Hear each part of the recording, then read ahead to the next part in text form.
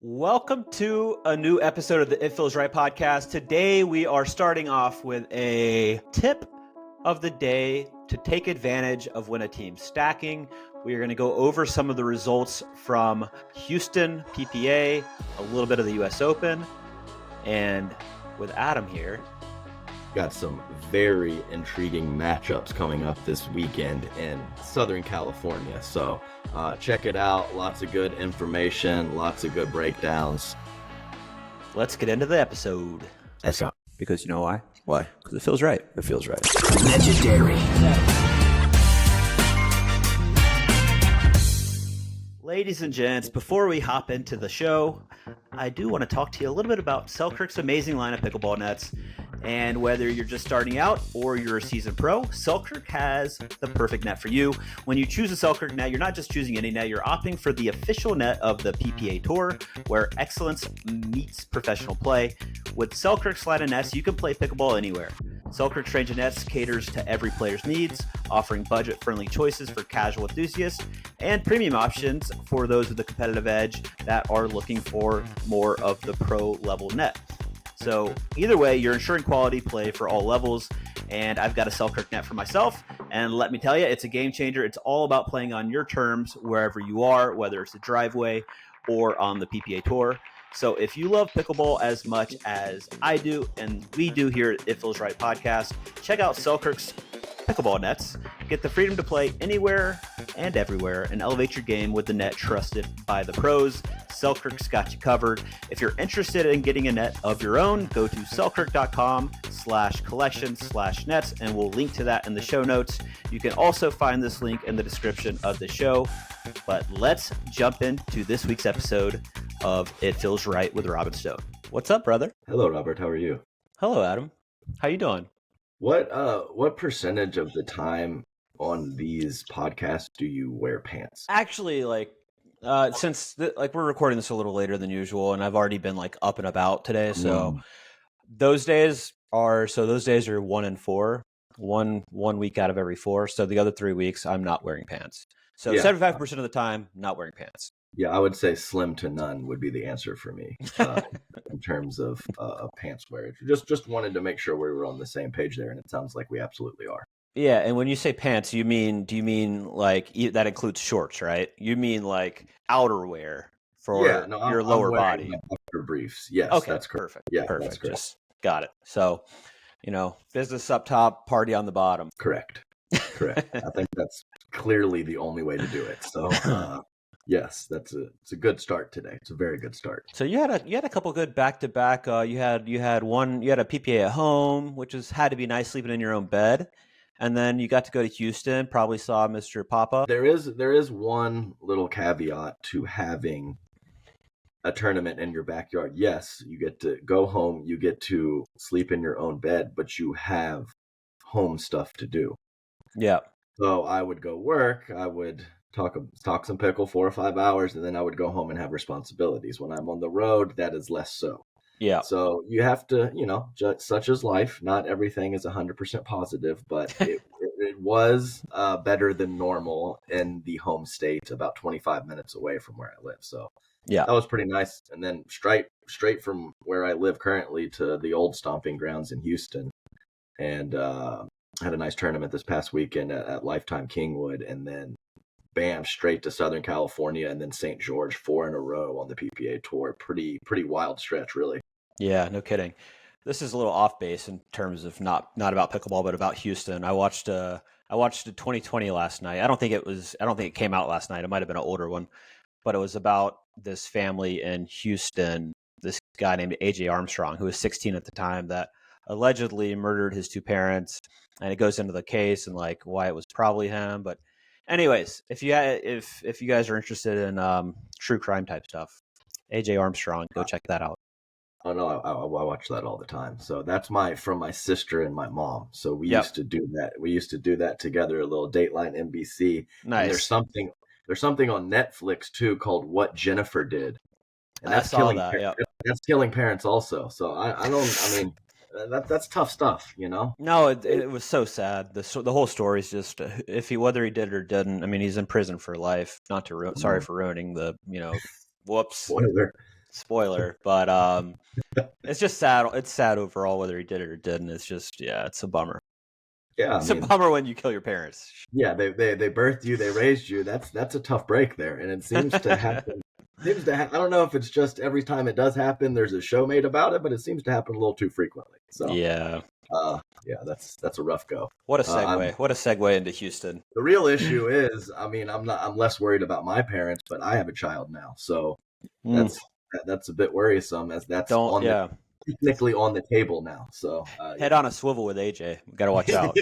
That's right. Head on a freaking swivel. Yeah, just to go straight into tip of the day, what players can use today when they go out and play is something you probably see a lot of, or I know you see a lot of while you're commentating, Adam. And this is more of an advanced tip, I'd say, even 4-0 plus, but against any teams that really stack, it is when they're trying to unwind the stack, which just means switch sides. If you're returning on the right side, you have to get to the left side position. What I am trying to do as the serving team specifically is, one, I want to make it very hard for them to switch or get to the point where they're not able to switch. So what I've been working on a lot is a little topspin roll, kind of a shorter topspin roll cross court for the serve, which gets them out of position, makes it really hard to get all the way back across the court, and oftentimes forces them to stay. So if I know it's like a lefty-righty team, then I would like them to stay. I don't necessarily want them to switch on the run. If they can stay and I can get, the lefty staying on the left side of the court and I can get two backhands in the middle, that's what I want. So, and that it takes some work because it's a higher risk serve. You're not just trying to crank hard serves. You're trying to do a soft roll cross court, and it has to be pretty precise. So I would say going out today, try the serve. It's higher risk, but also this is something you just do by yourself, which is practice cross court, practice right side serves, short cross court, rolling off the court. And it's super valuable, not only, in gender, but obviously in mixed if you're a guy. So try that when you're serving from the left side of the court. A little bit of tougher because I think it's less natural to kind of hit a ball pushing off to the right, but you can do like a little slider serve that kind of drifts to the right. A little bit. I would say that's even more advanced. So let's start on the right side and try to get that short roll cross court on the serve. Yeah, no, I think that's a good point. And yeah, I think a lot of people are focused on the third shot, which is extremely important when your opponents are unwinding the stack, but the serve is where it starts. So yeah, don't hit T serves if you don't want them to switch, whether it's a lefty righty team, which of course staying is optimal. But those teams that even when it's two righties, but they are very established on what side they want to be on, using this is a good idea. And I also think paired with that short angle, go deep corner. Don't serve to the middle. Do not serve to the middle. So both of those are much better options than straight up in the center of the box or the T serve, which I've actually been seeing a bit more in pro tournaments. So yeah, no, I agree with that. And also when I'm on the left, I actually feel somewhat comfortable doing that inside out short angle serve. And I make sure that I let off on my grip strength. Yeah. So I loosen up my grip to like a 2 or a 3, and I can actually kind of lead a bit more with my palm and let that paddle face lag behind a little bit and get that inside out shot. And it's a good one. It's a good one, especially if you get them to stay optimally or just on the run that you can take advantage of with your third shot. Yeah. There's no better sound than hitting a serve and hearing the non-returner say stay, or the returner say stay. But also on the if they are switching, I think oftentimes the serving team gets super excited and they try to rip that third cross, when I think the better play typically is hitting a nice little soft roll, not soft necessarily, but like more of like a 60, like a 65% drive that's just kind of rolling cross court and bouncing at the kitchen line or right in front is ideal, because you're going to be set up for success in that scenario. Yeah, drop drive hybrids are pretty legit at the higher levels, and yep. I know lots of players are starting to work that in. And of course, when you were unwinding the stack and you were moving, even if you were contacting your first volley waist and above, it's still difficult. But when you fully drive through the court as a third shot driver, that first volley is going to be high. And it's not easy, but it's easier than if it's down at your knees. So when you take a hint of pace off, go extra spin in that hybrid drop drive situation, that's the happy place where you can force them. They are moving and they are hitting up on the ball. And that is very difficult. I don't even care if you're even as a pro player, that is very difficult to deal with, much less 4.045 plus. So I think pairing both of those together is a lot to handle for an opponent. And you're probably going to get some stays, which is what we want. Yeah, and when you get them in the stay situation, let's call it, they're out of position. All you want to do is get into that point and start dinking. Just don't try to do anything just other than dink, because they're going to be uncomfortable out of position on the opposite side trying to dink. So don't need to force anything. You don't need to start trying to finish the point. Just make them super uncomfortable. You'll probably get a pop-up. Yeah, no, I like this. And that sort of segues into some stuff that I saw in Houston, where I kind of made the reference about how we're about to get into clay court season. And I know people don't always like the tennis references, but just deal with it. You have to do it. Humid. Yeah.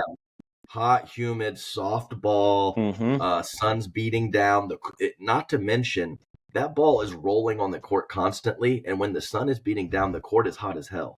And when it's rolling at them, it's doing wobbles and bounces on the rolls because it's not round.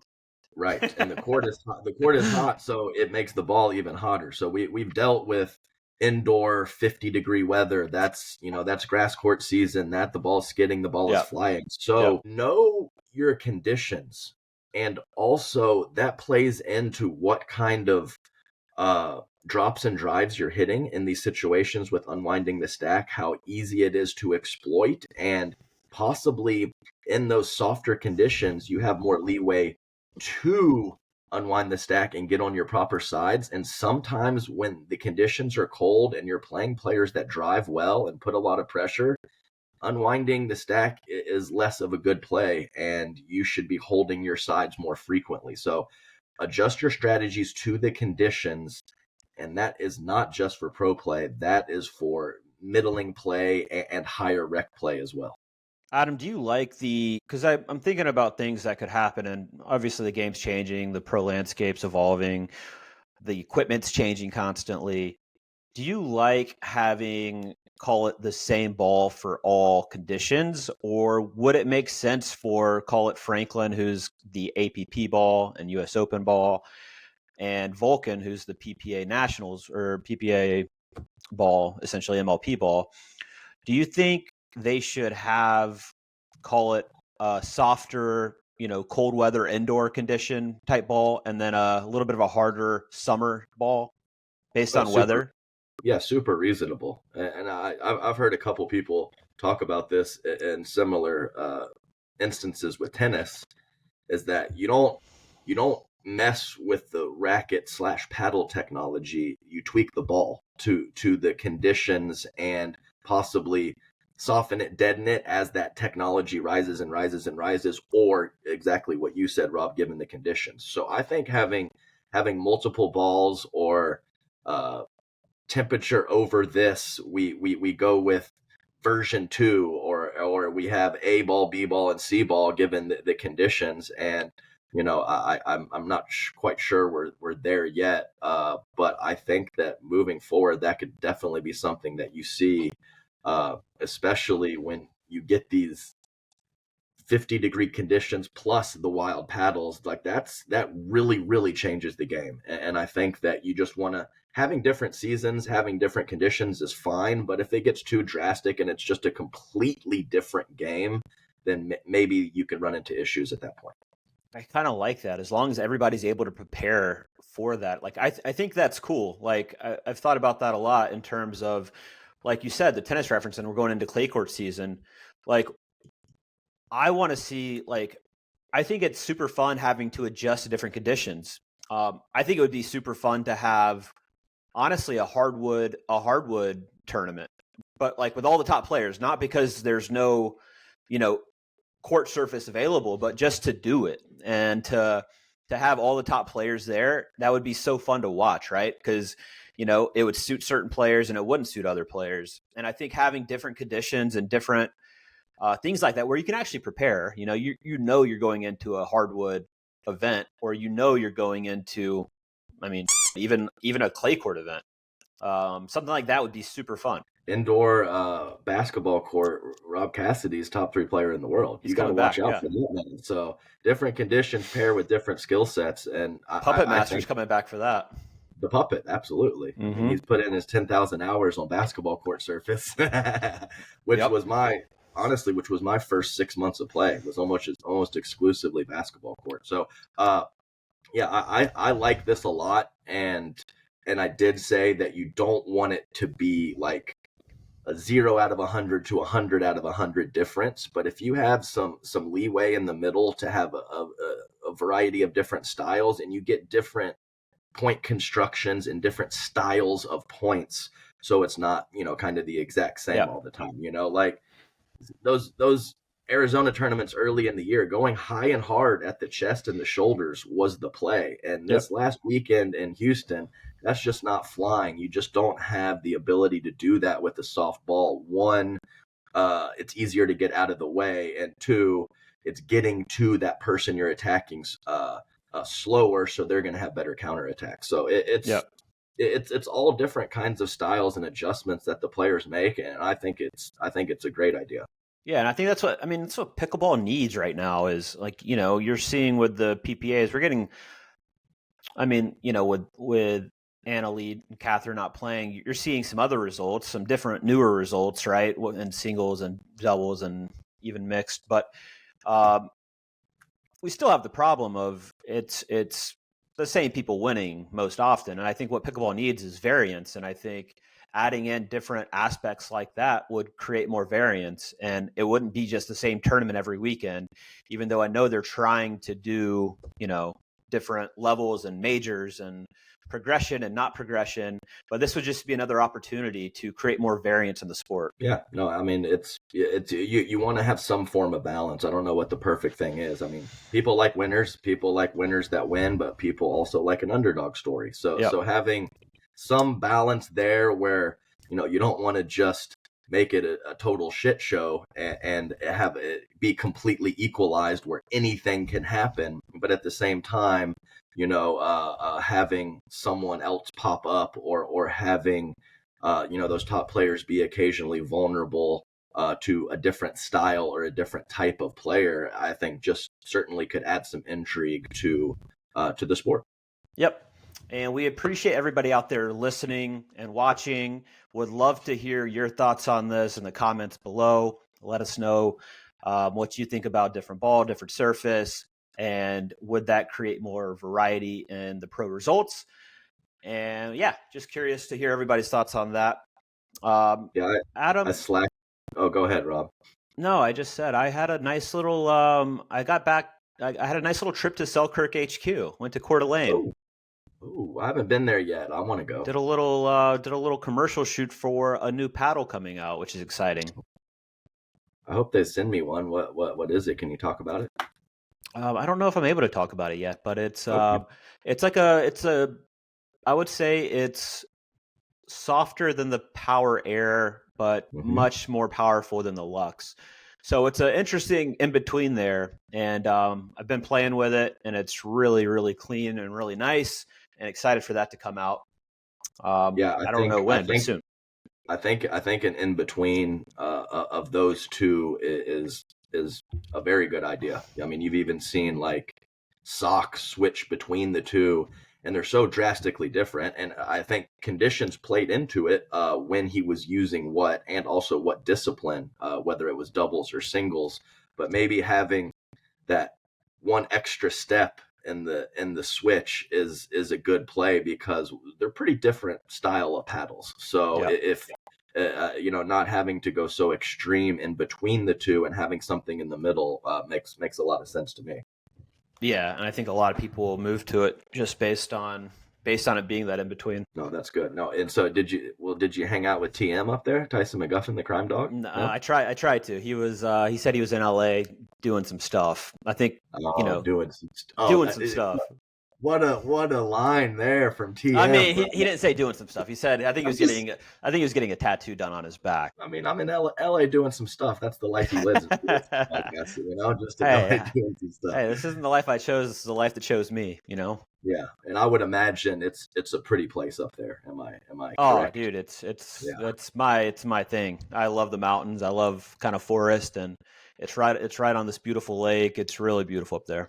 Yeah, I definitely want to go. I'm a PNW fan, and Yep. I am definitely a mountains greater than beach kind of guy. Same. And yeah, one day, Selkirk, one day I'll get there. Well, they need you for some instructional videos, Adam. That's for no. Is that you're done with that stuff?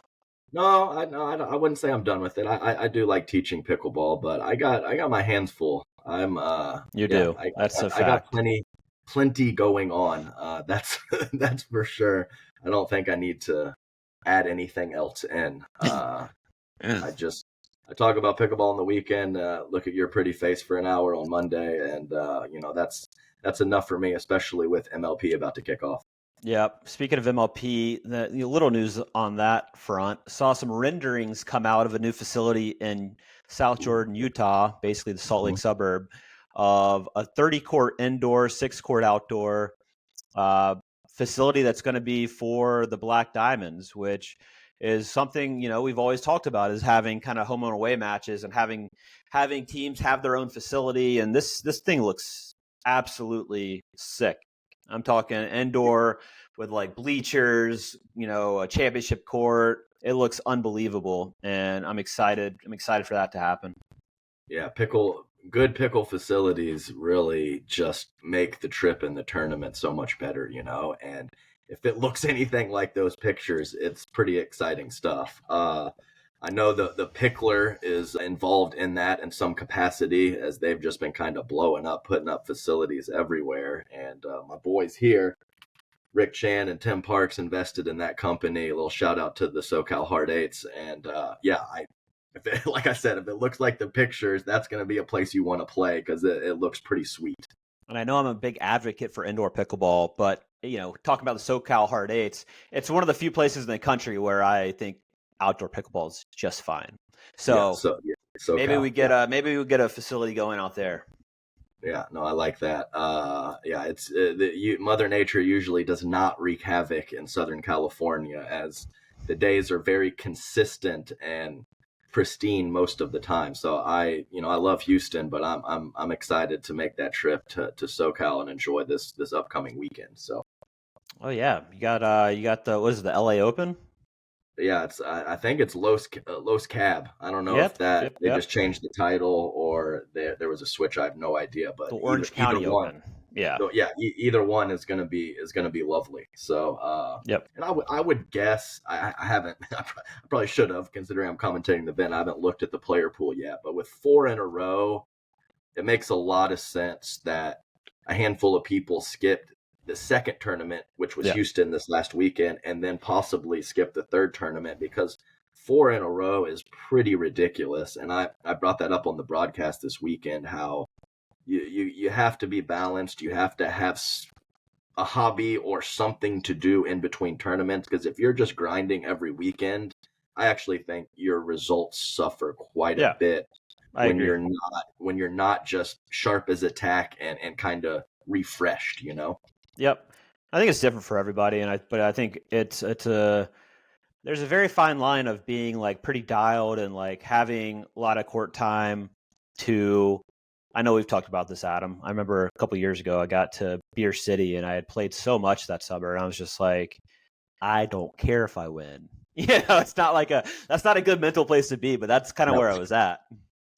Yeah, no, there's always a handful of grinders that literally want to play every single weekend. Yeah. But for the masses, taking a bit of time off and making sure you're fresh. Yeah, I mean, you're going into a very competitive event. You're a professional athlete, and you don't care if you win or lose. That's not It's not optimal situation Yeah. at But all. I don't think, I mean, and it brings up the point of like, if you're just a fan of pickleball or an amateur that watches these pros, I think it's understated how mentally taxing a weekend is. Especially if you're playing, 3-4 matches, at least if you're going relatively deep in an event, especially like it's so hard to like that. It's such a mental toll staying locked in like that for 3 or 4 days that I don't think people quite understand. You always hear about like the physical toll and like what it's doing for your body and how tough that is, but the mental toll of being locked in and dialed for that long is incredibly challenging. Yeah, I try to talk about it when I'm commentating a decent amount because I think it is so important. So especially as there's not big gaps physically anymore like there used to be. So it's less of an issue if you're just that much better than who you're playing or that much worse. But when everything's pretty tight, some guy or gal is dialed and another one is thinking about the next 2 weeks off that they have while they're in the middle of competition. That's all it takes to sway it one way or the other in a particular match. So Yep. yeah, I'll continue to talk about that, and I'll stop talking about it once it's not very important, and I don't see that happening anytime soon. So Keep talking about it. keep talking about it. Talking about Houston, I've said in this podcast before, and I hope we find this clip and can play it back, but Donald Young's game is perfectly suited to translate to picky, and I think we got the first glimpse of it this past weekend in singles where he fought for a bronze, came up just short against Jaume, 11-9 in the third. But even just seeing that, 11-9 in the third, lost to Jaume, and he had many chances, is an incredible result. He beat Connor Garnett. He's quick. He's a lefty. He has a sick backhand. Quite a few errors on the forehand side still, but when that thing's rolling, it's unbelievable. But it was really, really nice to see him get his kind of first run and good result. Yeah, no, absolutely. Like I did not realize that was the scoreline of the bronze medal match. That tight against Jaume is legit. So Yep. I would agree with you. And the pieces I saw of the singles game, maybe more lethal, but more errors and more sprays on that forehand side. But like his first step is very effortless. He just kind of splits and just explodes whichever way he needs to. Seems to be getting a hair more comfortable up at the kitchen line as well, instead of just full on grinding from the back of the court. And pretty solid win against Rihanna Valdez and Eric Palet in the first round of mixed doubles with Eva Radzikowska, and then went 3 with Tyra Black and Dylan Frazier. So that's, I know that's not a win, but that's a damn good team, Tyra Black and Dylan Frazier. So to have that 3-game score line is coming along. The man is coming along, and it's not too shocking. Yeah, it's exciting. I think that was, he's probably the most raw still out of the tennis guys that have come over up to this point. So to see him start to turn things around and get some decent results is cool. Yeah, and I think it was Connor Garnett.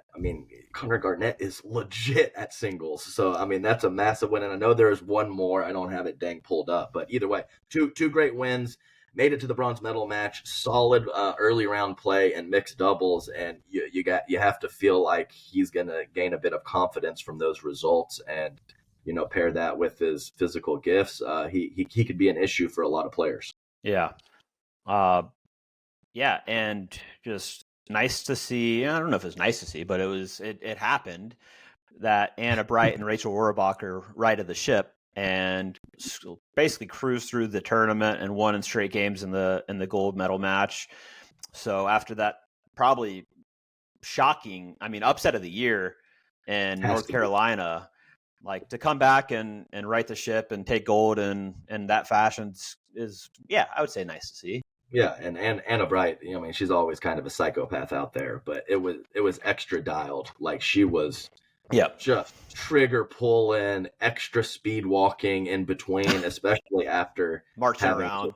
Especially after having to pull out because of James Ignatowich and his shoulder, which was interesting to me that he would.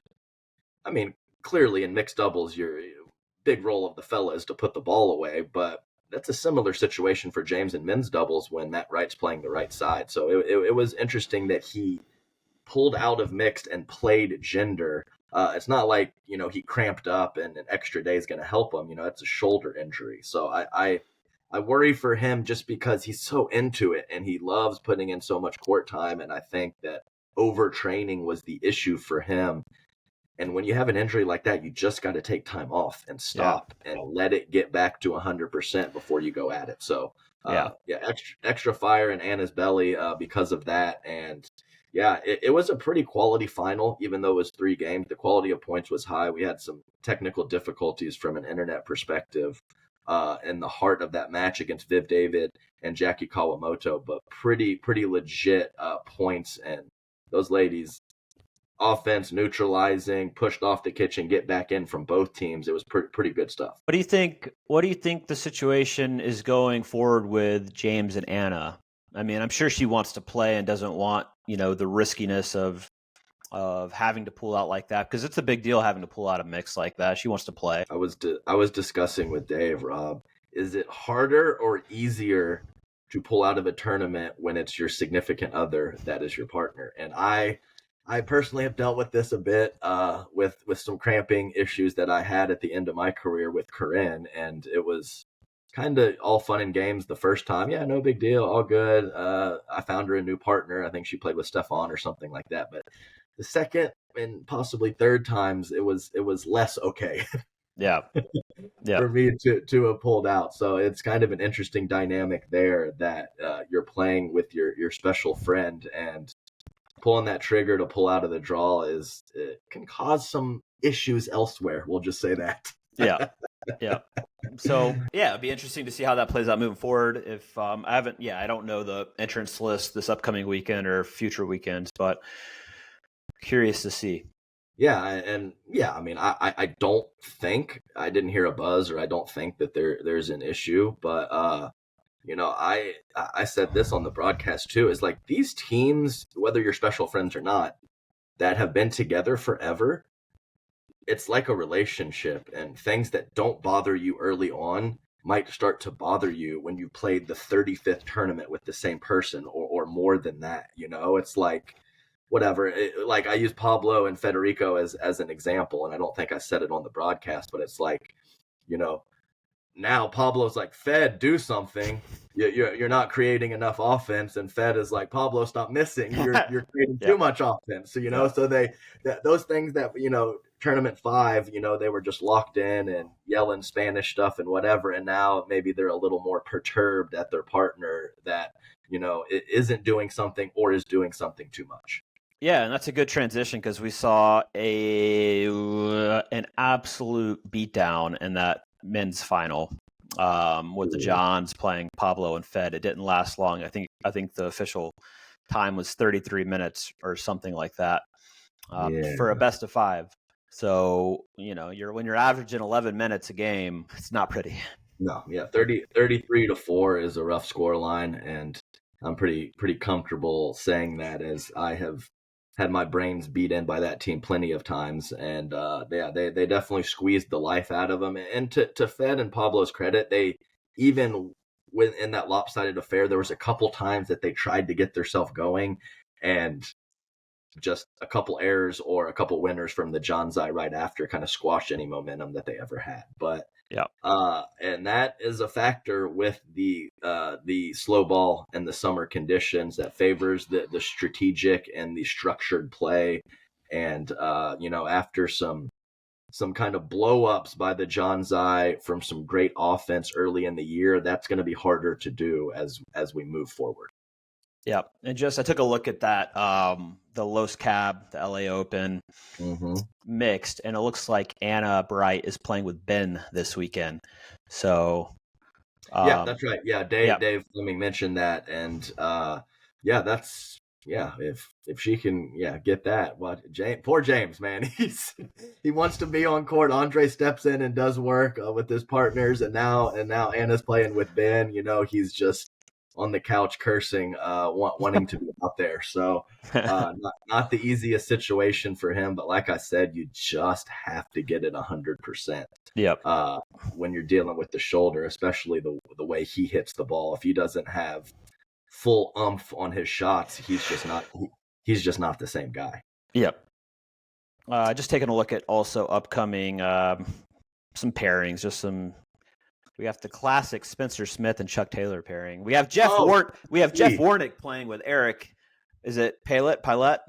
Yeah, Palet. But Warnick is back. That's sick. We got Matt Wright playing with Thomas Wilson, which is a new pairing, it looks like. Ooh, okay. Which should be a lot of fun. We got Tyson McGuffin playing with Xiaomei, which should be new and fun and special. We got Tyler Leung playing with DJ Young, Kalka and Rafa Hewitt, which is going to be a pretty exciting pair. We saw Rafa and Will Howells have a nice little run in Houston.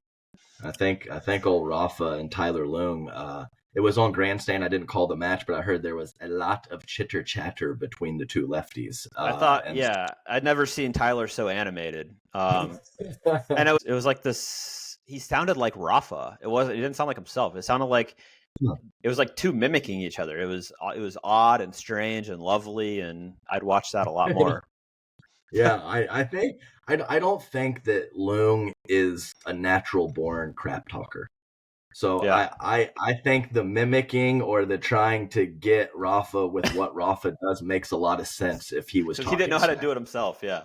Right. So I there's plenty of other people, parlez-vous français, Brandon French, that man is a natural born crap talker. So, it's different for everyone, but it's nice to see that even if Leung wasn't in his natural element, that he was bringing it a little bit to Rafa Hewitt in that particular match. So I'm a firm believer that pickleball needs this, man. Pickleball needs it. Pickleball needs the chirping. It's a small court. Refs let it go. Who cares? But also, let's have mics on the court, right? Yes. Like if somebody says if somebody's dropping F-bombs or saying stuff like that, give them a warning.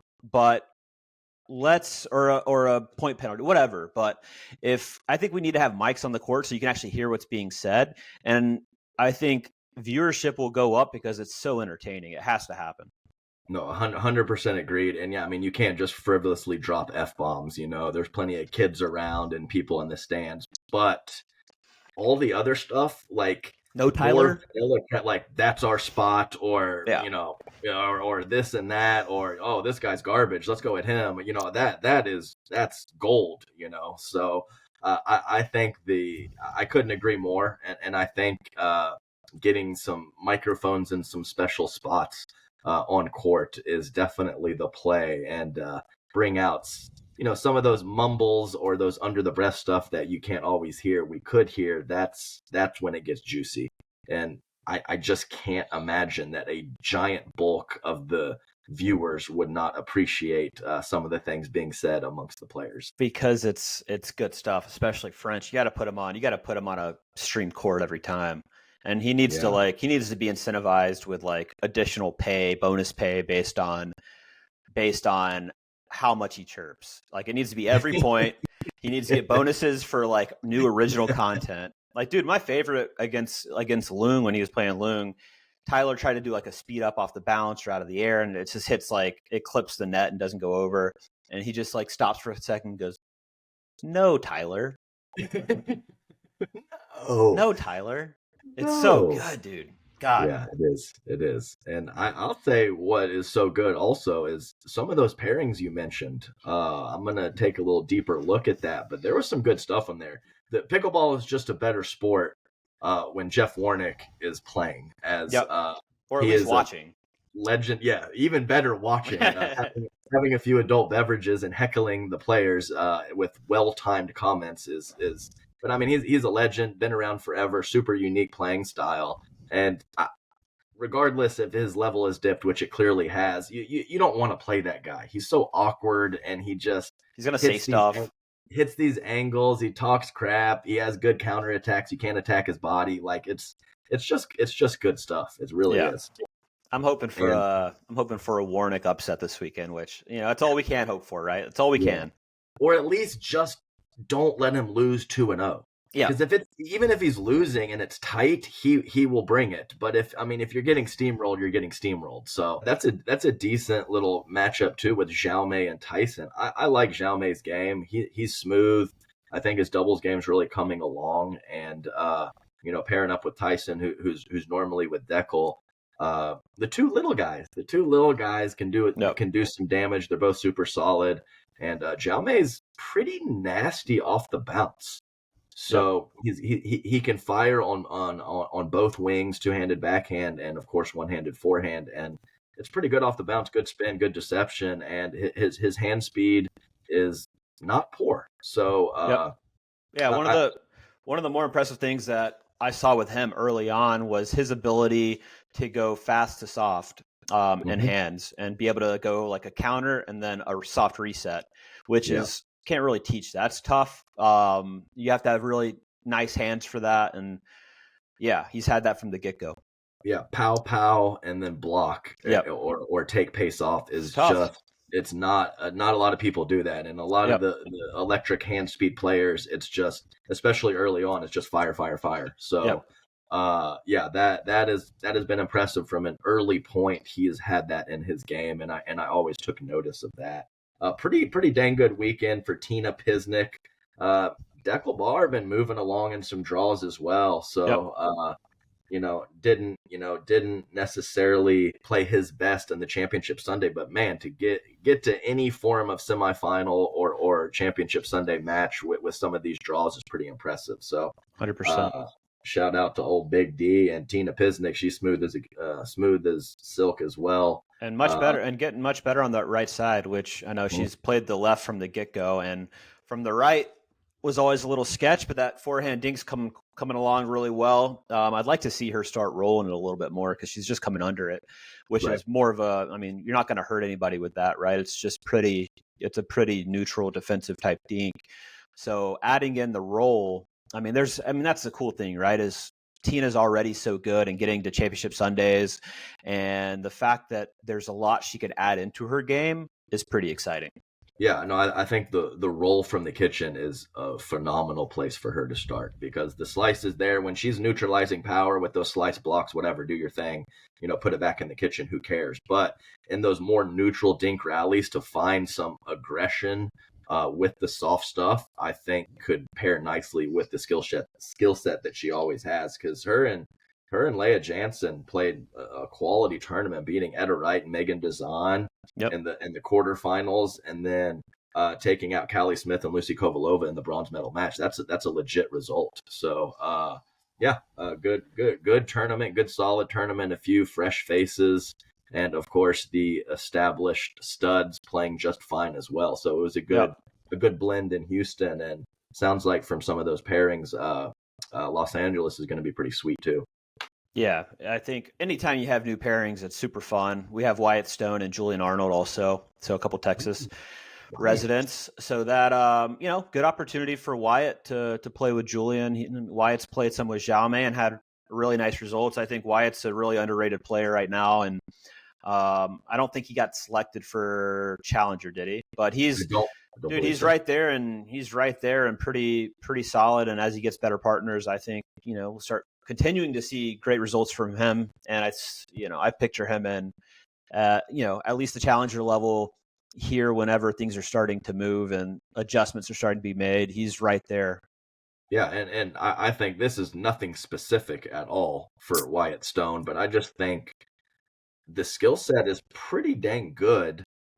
Pretty solid hand speed, pretty solid power. And I just think when you're a younger gentleman, just putting it all together and finding that proper mental space to be in, and that shot selection and stuff just takes a bit of time. And I know he's been playing for a while, but I couldn't imagine being 17 or 18 and making proper decisions on the pickleball court, because I would not have. No. So I think once he fully gets that situated and pairs that with the skill set, I agree. There's a good bit to like.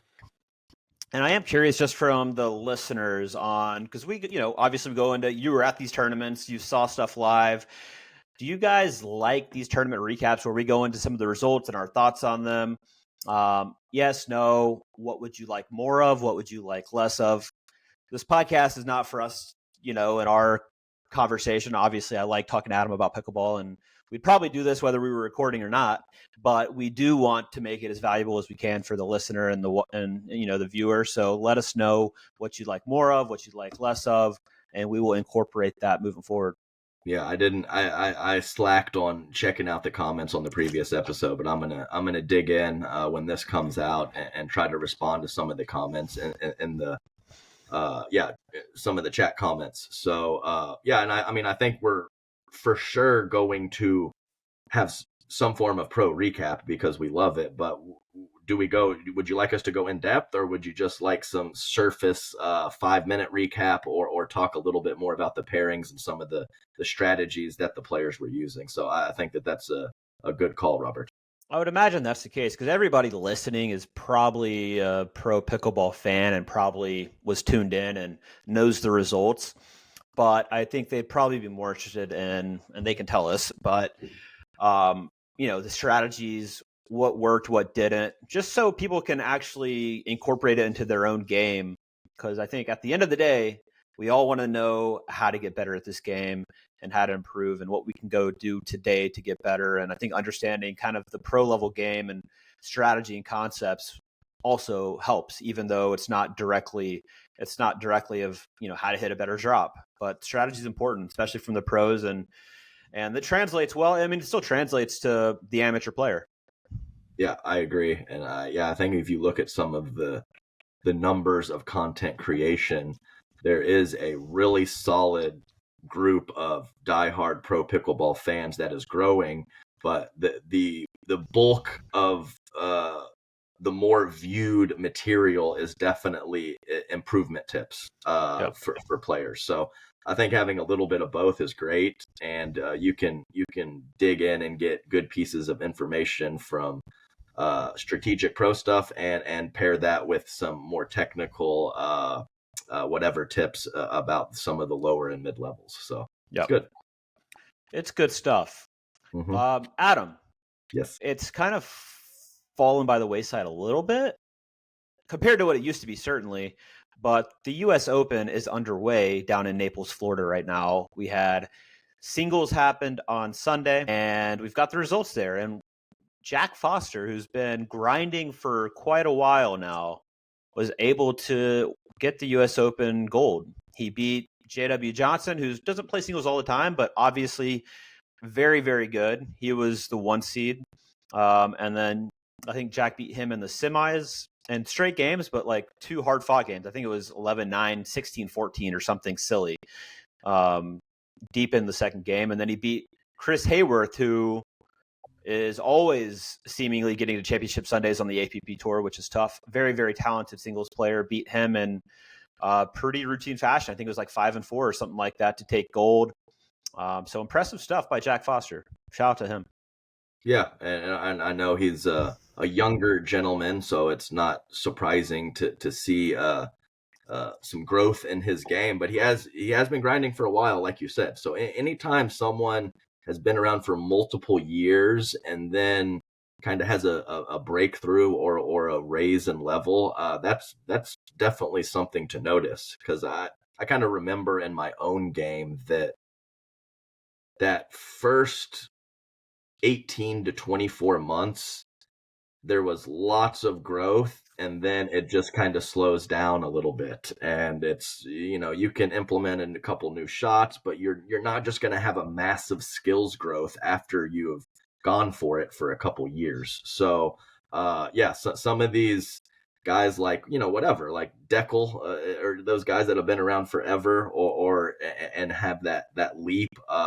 So that's a great result for him. And he's been on the grind for a while on the singles court, and he likes running around. That guy does. He doesn't want to hit backhands. He just runs, man. He runs, and hey, if you're gonna need to run in your matches, you might as well be pretty fast. And I think he qualifies for that. So and I think from a pro perspective, definitely that U.S. Open draw is a bit thinner, but it's a celebration of pickleball, So I think that there's a lot of courts, good amateurs, and some vibe going on there. So it's not the same prestige from the pro level, but it's still a solid tournament in a place in the country where they love their pickle. Yep, 100%. And on the women's side, old Georgia Johnson doing some damage, doing some absolute carnage in the women's draw. She essentially steamrolled through. I mean, I think beat Simone 4-4. She beat Jenna Hessert, who I think got bronze. She beat her 0-1. Oh. And then beat Fudge in the gold medal match like 2-3. Just super routine. Georgia Johnson coming out firing on the singles court, which is cool to see because she doesn't play. I mean, I guess she plays a fair amount of singles, but she, dude, when she's on, she hits the ball heavier and harder than nearly anybody. Top 5 when she's on, top 50 when she's not. Correct. That was pretty generalized. I love Georgia. She was on yesterday, though. Yeah, I love Georgia Johnson, but she will crush 19 winners in a match, and she will roll some balls into the tape as well. So if she ever just fully found that consistency, watch the heck out, because it's elite power, like elite power and hand speed with some funky technique that sure as heck works for her. And I think it's easy to gloss over the fact that she's 16. Like, dude, imagine, dude, in 5 years she'll be 21. And imagine how good she'll be in 5 years. I think. Yeah, no doubt about it. I had no idea some of those score lines, so that's pretty impressive from Georgia Johnson as well. So yeah, I love Georgia. I haven't had the pleasure of drafting her, but I kind of wanted to multiple times. And if she ever ends up on an MLP team, or I'm calling one of her matches, it's a treat to watch. So it's good stuff. I always say she's my favorite Johnson. I like to say that right in front of JW. So yeah, good for her.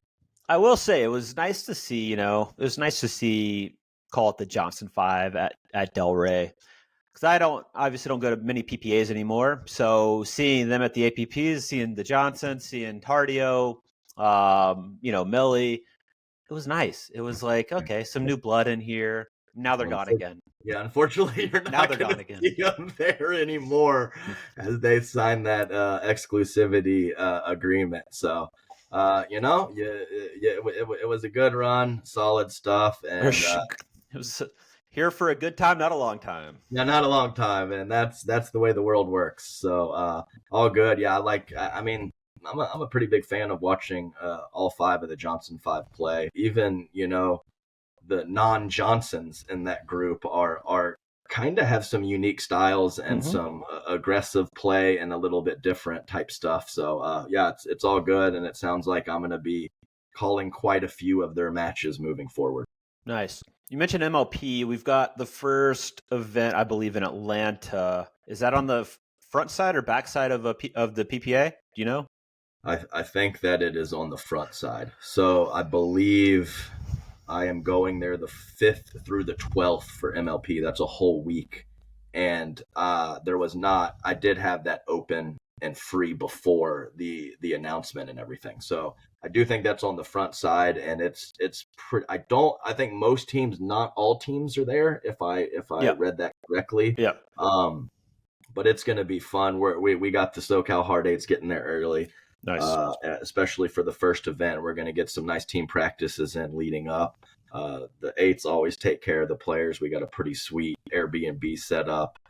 Actually has a court at the Airbnb. Sick. So we're going to get some touches in and hopefully have a great start to the season, as I'm sure, of course, all teams are looking to start quickly. Yep. Do you think obviously been a little bit of a layoff with MLP? A lot of, was supposed to start in January, missed quite a few events, have had to reset the schedule. Obviously, anytime you have a lull in activity, even though we've had the draft now and there's movement and talk and all that stuff, do you think that MLP will be able to pick up right where it left off because of the format and people following the teams, or do you think it'll have a little bit of a drop off and have to earn its place back into, call it a pickleball fan's life? No, I think it's going to be just fine. Yeah. So, of course, there was a layoff. It was multiple months.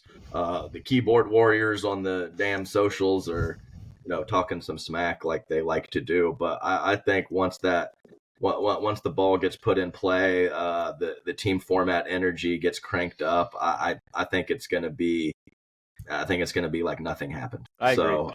Yeah, it's a great format. I love the pairing of the traditional and kind of alternating back and forth. I know there's more traditional tournaments than team tournaments, but when you have both, I think that is glorious, and I'm excited for the MLP season, and the players that love that team format are gonna be bringing it, and the ones that like the traditional format better, they'll just be playing a traditional tournament the very next weekend. So it really is an everybody wins situation, in my opinion, and I am very excited for the season. And for those that don't know, what is the format of, how is it set up this year in terms of, is it a year long? Because last year we had a midway point of a playoff and kind of a season one, then we had a season two. What, for those that don't know, what is the format of MLP this year? So there's hopefully we're not going to have another draft. These are going to be set teams. You have an option to keep up to 3 players year over year on your particular team, and there will be advancements from Challenger to Premier as a possibility. So I think it's 4 teams. I need to dig deeper, but not relegation of where a Premier team could drop the Challenger, only Challenger to Premier. I believe that's correct. So, it's been a busy couple weeks, so I need to dig a little deeper into the technical parts as I was locked into that draft and now the PPA. So, but I think a regular season that ends with like a year-end playoff. There's only one playoff, right? So it's like the best teams throughout the season go to the playoffs. Yeah, and there's you have the possibility. So there's 2 postseason events. So you have the first postseason event if you qualify, and if you make it through that, then there's one final event at the end of the year. So, that's pretty much where it stands. I would say that. What do you think about us probably being good here, Robert? Yeah, I think we're about good. I'd love to hear from the listeners if they believe that there will be any lull in the MLP kind of excitement. Because I'm with you, Adam. I think MLP, I think the product's the product. And I think it's for me as a viewer, not necessarily a player, but for me as a viewer, MLP is the most exciting product in pickleball and the most fun to watch. And I've said it many times. It's where if there are 4 matches in a day, back to back to back, 4 team matches, I could sit from 8 a.m. to 5 p.m. and not get bored and watch the entire thing and be like excited the entire time. It's super fun. And I think because of the format that I won't miss a beat. Right. No, that's perfectly well said. And I agree completely. So tell us in the comments and Adam and I both will get in there and type away. See you soon.